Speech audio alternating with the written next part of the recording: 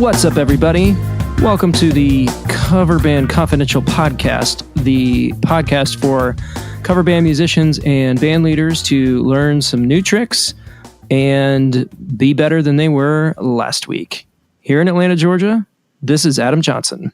And from Greensboro, North Carolina, I'm Dan Ray. Dan, how's it going? Oh, super good. Super good. You? It's been a bit of a rough week. Personal stuff. You know how that goes. Always with the personal stuff. I don't know if we've discussed this previously, but my wife is in the band, which can cause its own unique challenges, but also lots of good opportunities to spend time together.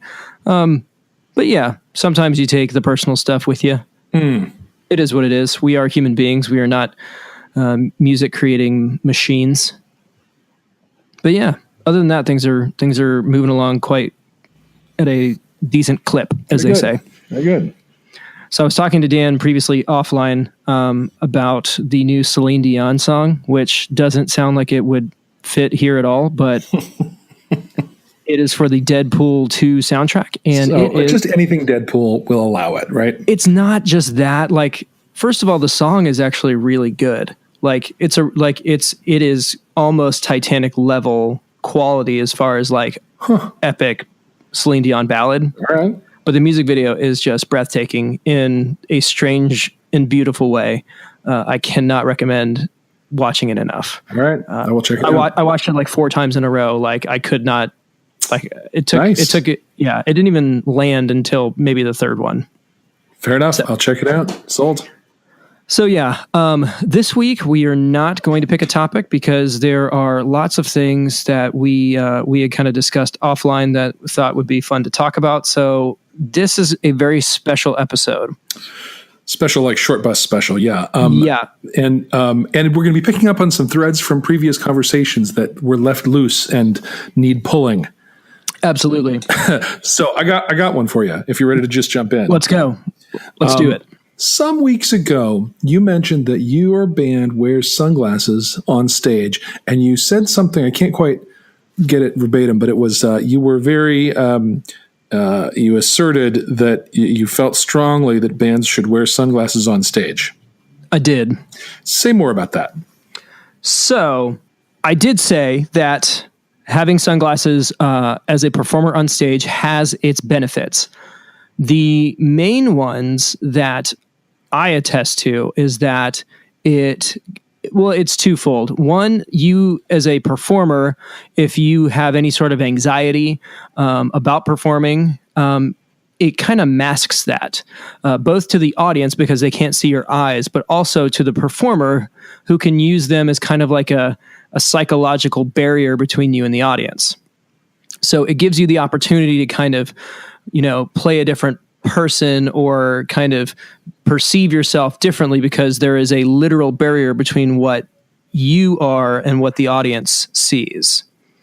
On the flip side, when shows aren't going great, I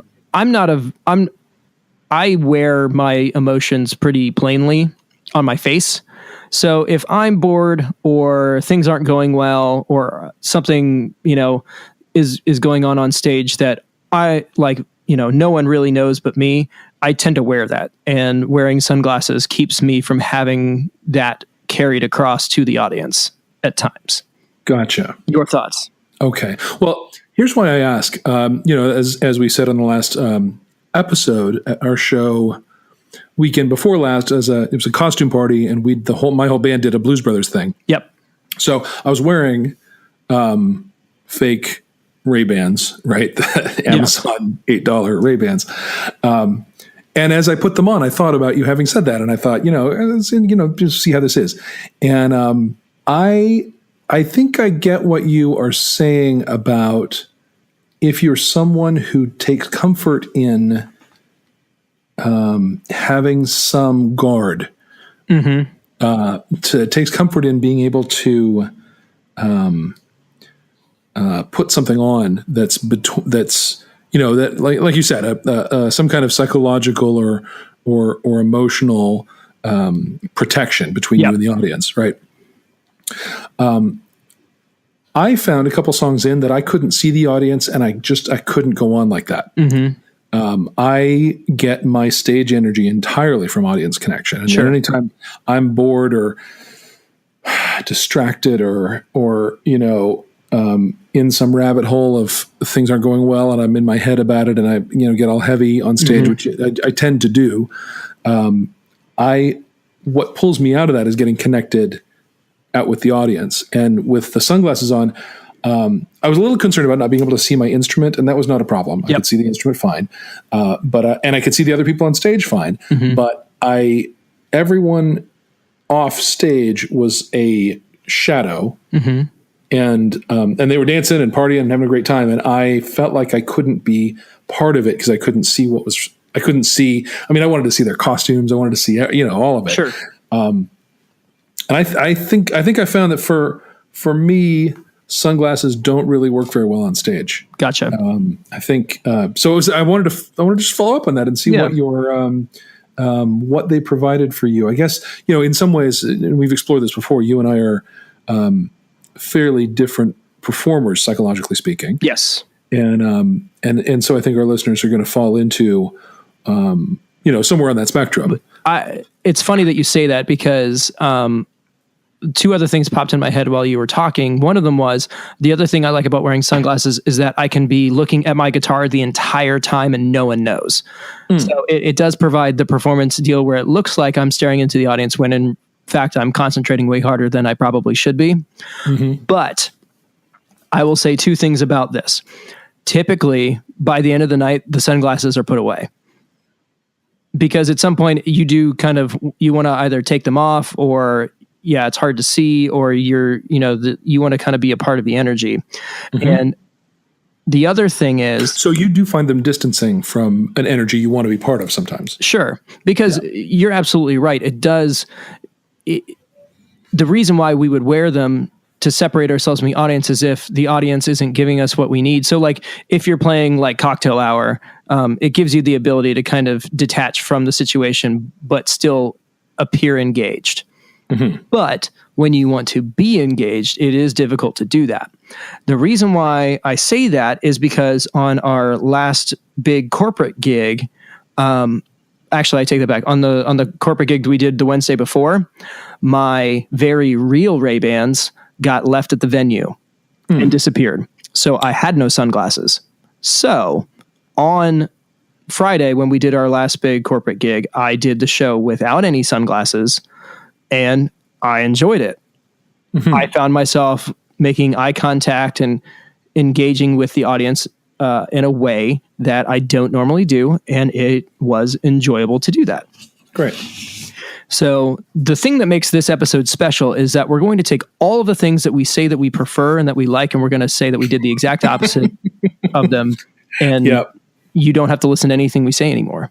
That's right. On a related note, because of what you said about the way that you angle your microphone, I changed the way I set up my mic stand, and I started standing differently.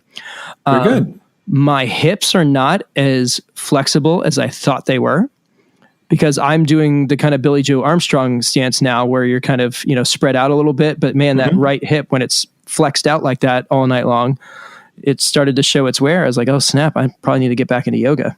Yeah. So basically all the stuff that I say, I like to do it this way, I have completely abandoned. Nothing I say matters anymore. Well, you're experimenting with things. It's important to try on new stuff. Well, and that's part of the benefit of having this forum for everybody is that you can hear, because if you and I thought about things exactly the same way, this podcast would be very one-sided and super boring. Right. But what it actually is doing is it's providing a point and a counterpoint for the people who are listening, and they can kind of choose their own adventure. Right.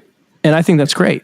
Yeah. And I think we're aligned on the most important things, but it's you and I share the business marketing kind of big picture mindset.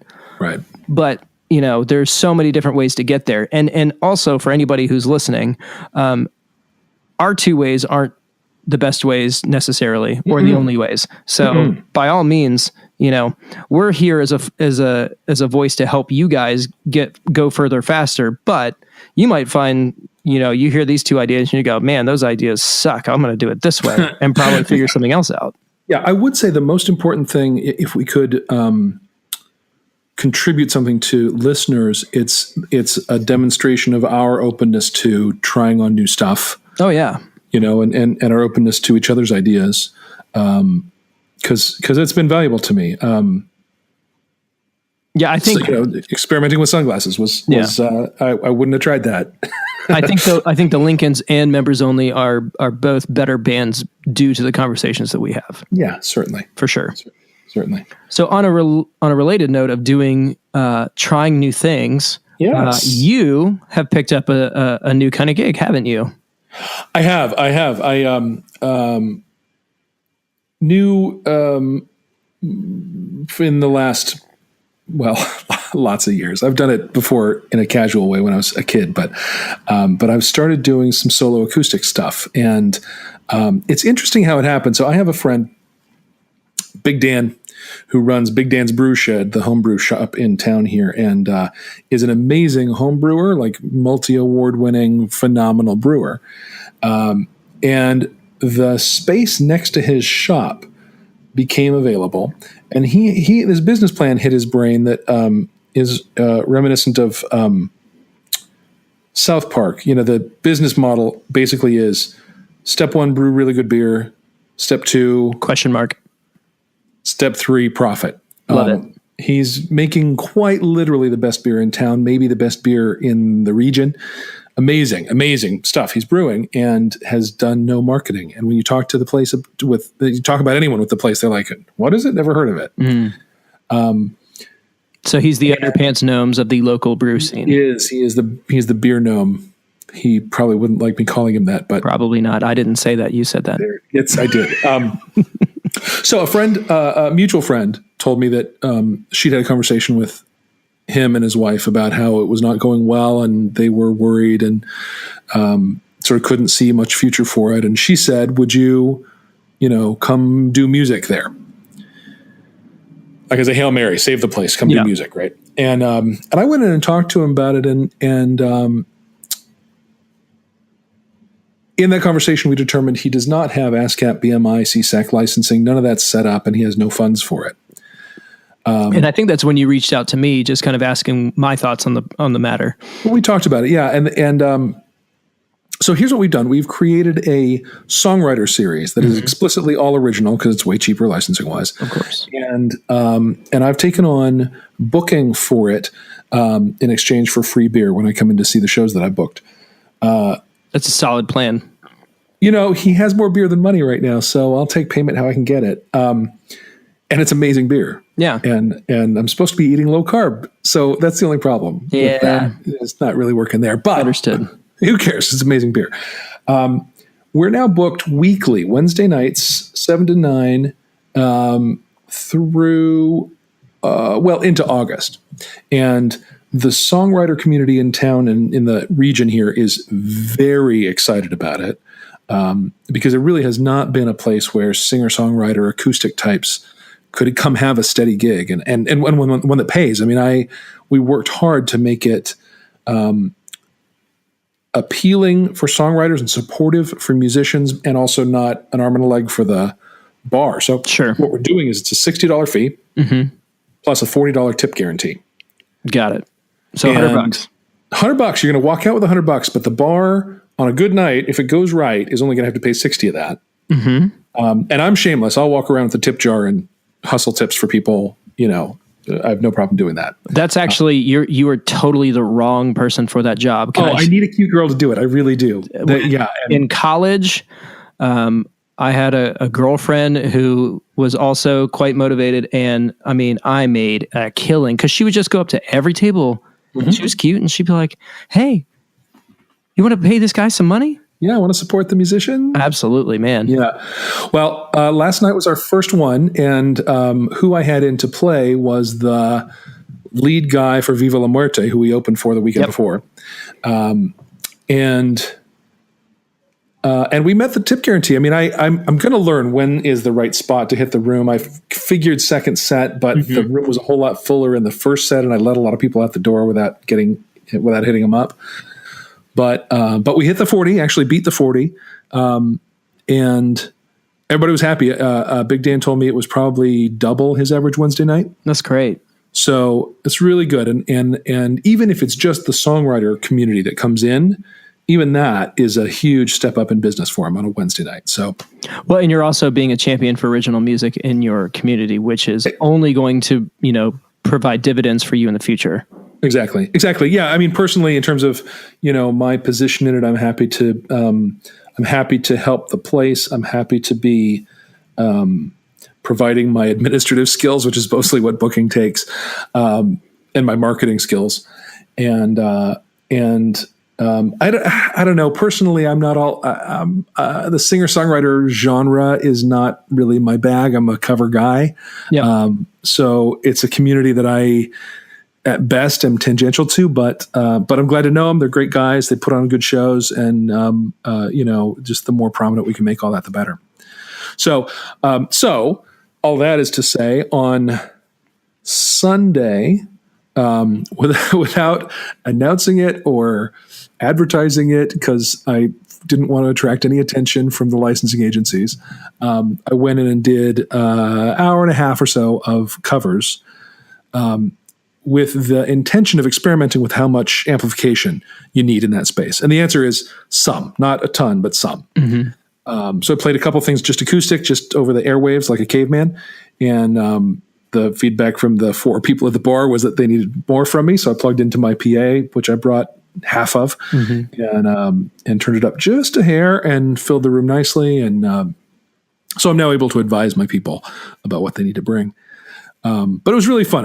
It's the first time I've played solo anything in front of, people other than my family in 20 years. Sweet. Probably. And I tried out some stuff that was an experiment. I tried out Don't You Worry About a Thing, Stevie Wonder, which is fun, acoustic. I did Dance Hall Days, I mentioned last week. That's also fun, acoustic. You got to hold that shuffle down while hitting all of the da-ba-da-da-ba-da, the little riffy stuff that's in it. Had a blast, had a great time. Good. My wife and daughter came out and they cunningly surprised me. They told me they weren't coming, and then they showed up, which is, 4-year-old, it's like 4-year-old scheming. And my kid she stood by me, just beaming the whole show. It was the cutest thing. And then she wanted to pack up. She's decided she's going to be my sound person. And she helped me pack up, sort of. And, I know that. So yeah, it was really fun. It's a really good time. That's awesome.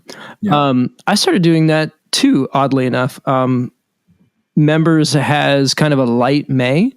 So I reached out to somebody, and now I'm like up to my eyeballs in acoustic gigs. It's funny. I got plugged into a Facebook group, and I'm not sure if this is terribly common, but in Atlanta, there was apparently a private group where guys are looking for people to fill acoustic dates, and you could go out there multiple times a week, and it's good money. So it's good. And it kind of flexes a different set of muscles, and yeah, definitely enjoy it. Yeah, holding down the whole groove is is something. My son just came in and brought me a warm chocolate chip cookie. That was adorable. That was wonderful. That's good. It's gluten-free too. Well, can't have everything.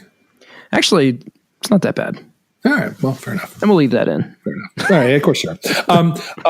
Here's another thing that is news that is a denial of a previous position I've taken. Do it. So our first collaboration ever, Adam, was a guest blog I wrote on your blog about why you should never take a free gig. That's right. It's a great article. It was good. I will tell you, you gave me a word count that was hard to hit. My first draft was about 6 times too long, and then, but I got it done. And the article was mostly aimed at starting up bands. The people who are taking a tiny gig on the promise of exposure, that kind of thing. Yeah, the open micers and that kind of thing. Yeah, and I did mention that there are exceptions, and my band plays free sometimes in the right conditions. So it's not like I'm completely reversing myself. But this week we booked 3 dates to play an hour's worth of music before the baseball game starts at the Winston-Salem Dash, which is the minor league baseball team in Winston. It's the stadium there seats 8,000, I think. Whoa. And we're going to be on a stage that is on the left field concourse and sort of right at one of the entry gates and right near one of the bars. And I think, as I understand it, we're going to be on the house PA too. So, and there's no pay for that, but the announcer will read anything we want him to read before we start. Oh man, you need to put that guy through the ringer. I'm saying, yes, I gotta make a tongue twister or something. No, I mean, just make him say like just ridiculous things. Well, we have our tagline, the modified Gettysburg Address. That's probably where I'll start, but I don't know. I may make him say a tongue twister just for fun. Or just just make up awards that you've won. Oh. 4-time back scratching champions. Or I was going to say backflipping, but that's, yes, I don't. I like it. 4-time statewide most generous lover award. Yeah. I don't know. Most talented macrame artist. So there's that. It is an unpaid gig. But they're totally good with us promoting ourselves and selling merch, and the volume of humanity that'll be walking past us and hopefully hanging out to party with us some is, in our view, well worth what that's going to take to do and not get paid for. It's just an hour. I'm a little unclear about the technical requirements of it, whether we would bring our own mixer and give them a line or what exactly, but that'll all get worked out soon. But so I just wanted to note, when an opportunity like that comes along and it's unpaid, you kind of have to weigh the marketing opportunity of it versus but I never take unpaid gigs stand that you should have. You should have that stand. We came down on saying yes to it, and I think it's going to be a lot of fun. I think it's going to be. It does come with free tickets and concessions for band members and families. So. Yeah, you can make a day of it. I could look, and I can put away some hot dogs. Yeah. So. Yeah, no, they're totally getting screwed on this one. There, yeah. So. Anyway, just wanted to share that too, because that's kind of a cool opportunity that just dropped in our lap. I asked the woman who emailed me how she found us, and she did not respond to that question. So I'm curious. Yeah, that is a good question to ask. Anytime you get any sort of inquiry, that is like boilerplate. The first thing we send back from people is, thank you so much for your interest in the group. How did you find us? Because it's just good to know. It could be word of mouth, could be, just you showed up on a Google search, your SEO was, locked in a good place. But it is good information. We don't always get that information back, but it's always a good one to ask. Mm-hmm. Speaking of things like that, since we're talking about kind of booking and following up and that kind of stuff, one thing that is currently working for us, and I can't believe I'm telling you this because it's been working, is that we have do you have an inquiry, like a contact us section of your website? Yes. Perfect. So what we have done is I have flipped the email address and the phone number field, and I have made the phone number required. Good. Inquiry. And what we've done that because just anecdotally, we have found that when bands call the client, they're much more receptive to what you're doing. Mm-hmm. Because it's so easy to just send off an email or just, quote them a show and not make a connection. Right. But if you can make a personal connection and you can find common ground, and you can sell yourself like, this is how much we cost and I feel like we're worth it because XYZ, and we'll do this and we'll do that. Oh, and tell me about the kind of music you love. Tell me what would you love to hear us play? What do you picture? What do you picture your first dance to? Absolutely. All of that stuff you can do. And I mean, it's basically you've got to have an elevator pitch. And if you don't have one for your band, you should get one. You should come up with one. It's sales 101. You just have to be able to go out there and just convince people that you are the band that they want, because they can get another band, but it won't be your band, and they'll be missing out of whatever it is that you guys provide that's unique to you guys, you know? Totally. And it is really about the connection. When I respond to something on, it's probably a whole separate episode about Gig Salad and Gig Masters and Thumbtack and all those. You doing a lot of Thumbtack pitches? I'm not doing those much anymore. Oh, I'm doing them like crazy, although it's expensive. It's expensive. Yeah, their the credits versus $4 thing is just kind of... It's hard. It's hard. But when I do them, wherever I do them, I write a whole thing. And hi, this is Dan from the Clanky Lincolns. Really excited to have gotten your inquiry. We'd love to play. I write a whole thing. Yeah. And I don't know if they read it, but it's certainly better than like, $2,000, boom. Yeah. You at least have a chance of connecting with a person over there and having some kind of response that's, a connection back. We've actually, I know a lot of people discuss Gig Masters and whether it's worth it or not. We've had memberships for the past couple of years, but this year we've gotten 2 pretty solid dates and we've pulled in some solid money. It has paid for itself and we have gotten amazing reviews. So it's probably going to be something that we will continue to utilize, even though I can totally understand why some people don't. Yeah. Yeah, we've had 2 off Gig Salad, one of which was the most expensive gig we've ever booked, and one off Thumbtack that we will talk about when we have our Gigs from Heck episode. Oh, no. Because it's really easy to miss the boat and mismatch your what you are providing with the client's expectations. Mm-hmm. It's an easy thing to do. And, absolutely. So Gigs from Heck will cover an instance of that. We're still looking for Gigs from Heck stories. You guys should email us at coverbandconfidential@gmail.com. We'd love to hear those.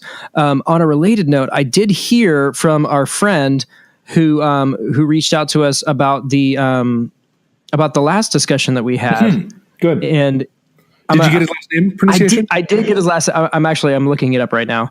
Okay. Because it is. I did totally butcher it, but he was Chris, super right? gracious and very generous about the whole situation. I'm just trying to see if I can look it up right now. So big thanks to Chris Domang. That is how you pronounce it. Domang. Thanks, Chris Domang. Thanks, Chris.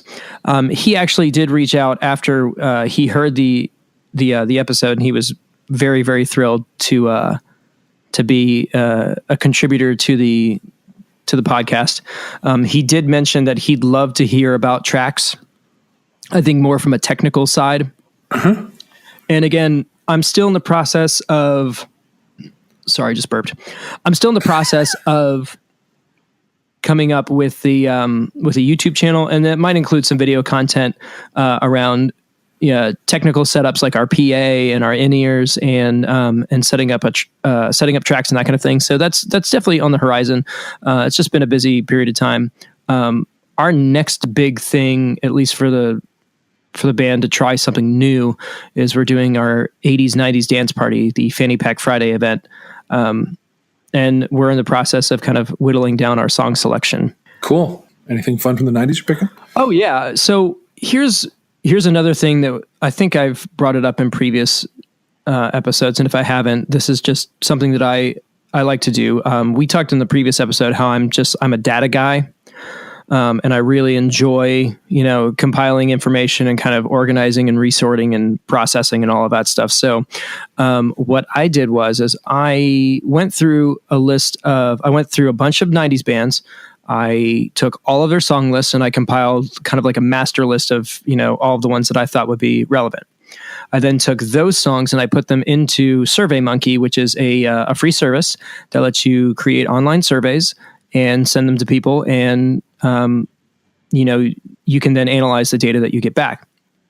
once I compiled all of that information, I sent it out to what I believe to be my target demographic for this upcoming event, which is basically single girls in their late 20s, early 30s.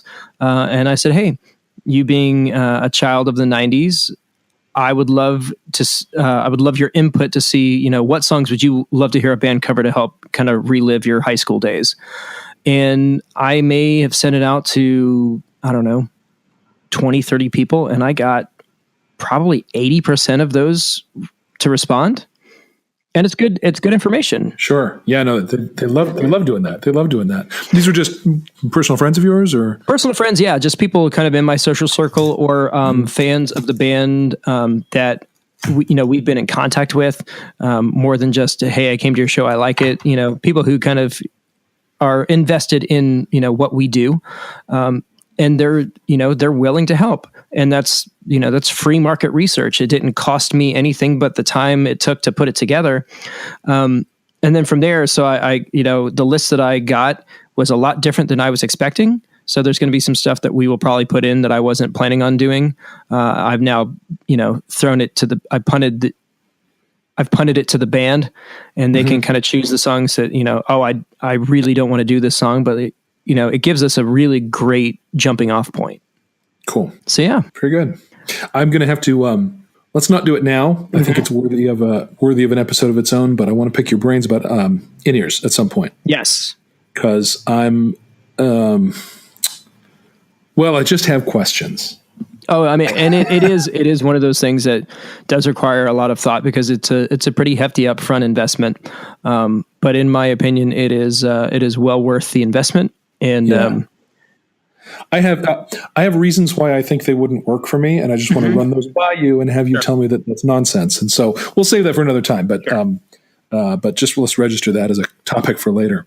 Well, speaking of hearing issues and that kind of thing, I went and saw The Darkness last Saturday. Yeah. So we played at the Ritz on Friday night which is now it's called a different hotel now, but it's basically a Ritz-Carlton. We played there Friday night for a Fancy Pants gala, and we stayed there, my wife and I, and then we stayed there the next night just because they gave us a good rate, and we went and saw The Darkness in Atlanta, and I had seen them 14 years ago, right after Permission to Land came out in Nashville, at basically the arena there. And it was in like a smaller 600 cap room, and it was just incredible. We had such a good time.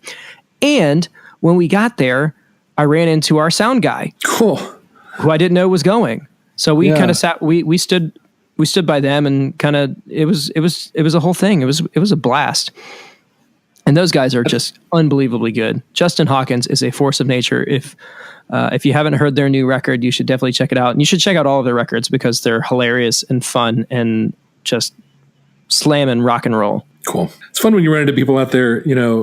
It's a small world. When Roger Waters was in town here a few months ago, and I went, and I knew that Justin, my co-frontman, was going to be there. And what I didn't realize, but understood when I started getting pictures texted to me, was that my drummer, Tony, was also there. Yeah. And so we kind of triangulated where we each were in the auditorium, or stadium, kind of waving at each other. Yeah, that happened to us when Garth Brooks came to town. I wasn't planning on going, but I have a friend in radio who's like, hey, I got a couple tickets. So we went, and our drummer was literally like 4 sections down. So we had a beer during Garth's set. The other thing that was happening that night, and the reason why I probably didn't run into more people, was that the exact same night across town, Foo Fighters and the Struts were playing at Georgia State Stadium. So it was like 40,000 people. Wow. And yeah, I'd have gone to that first, I think, before Garth. I feel the same way, but there was something about going to see The Darkness. First of all, I bought tickets way before the Foo Fighters show was announced, and by the time I went to go look at it, the Darkness show was already sold out, so I didn't want to get rid of them.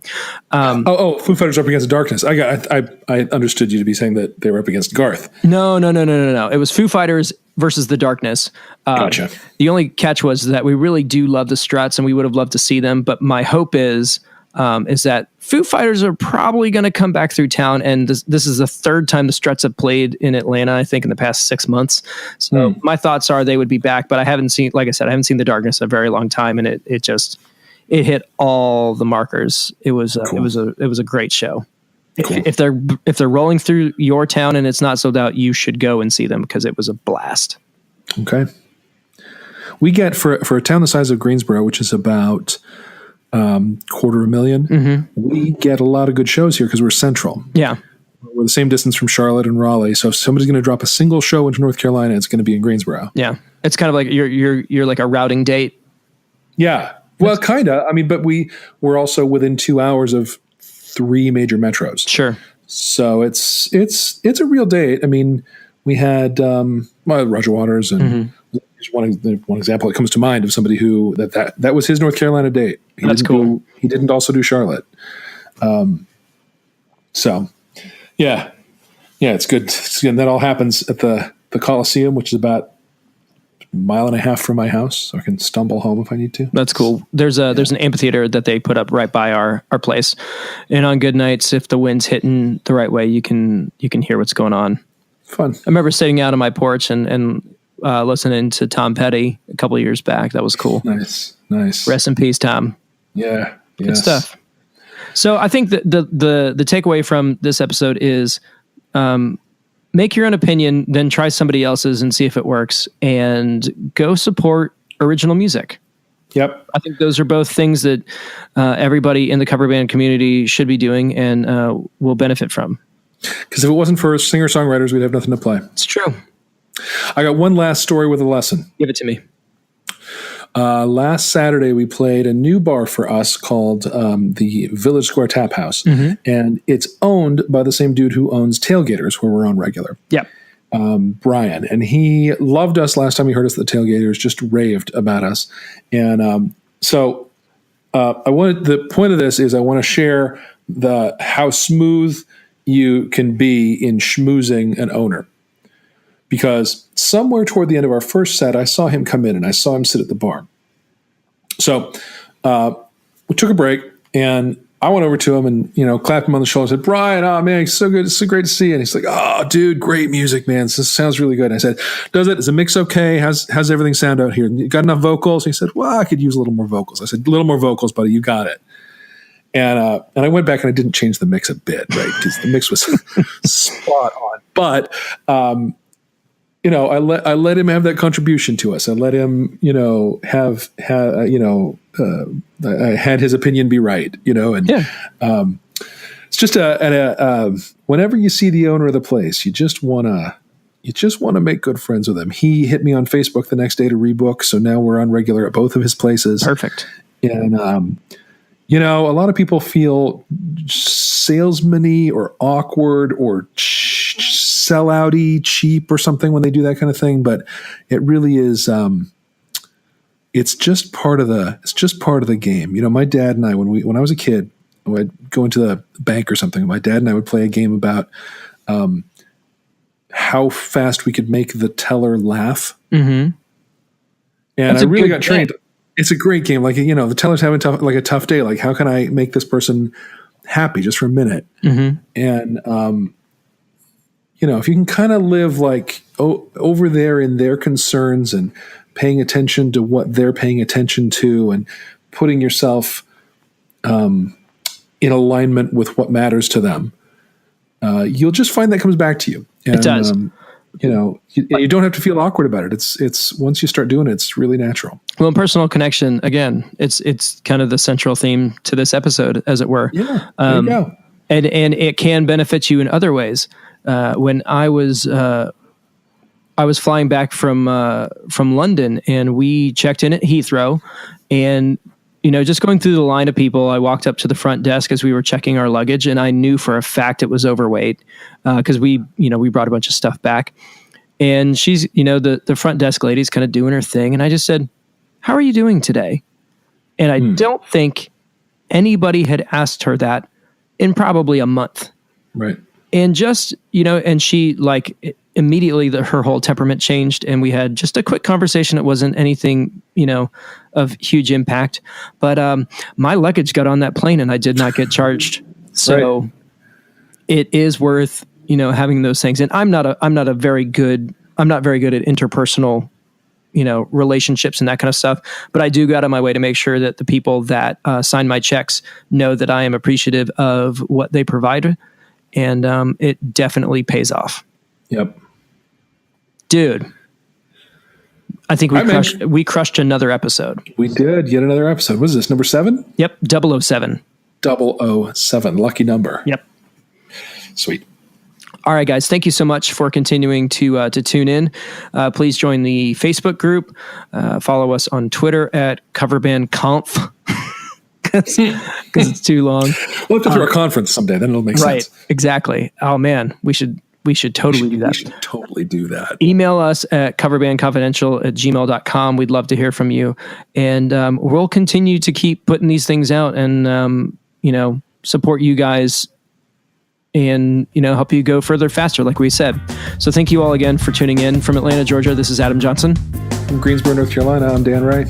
And this has been the Cover Band Confidential podcast. Have a good week.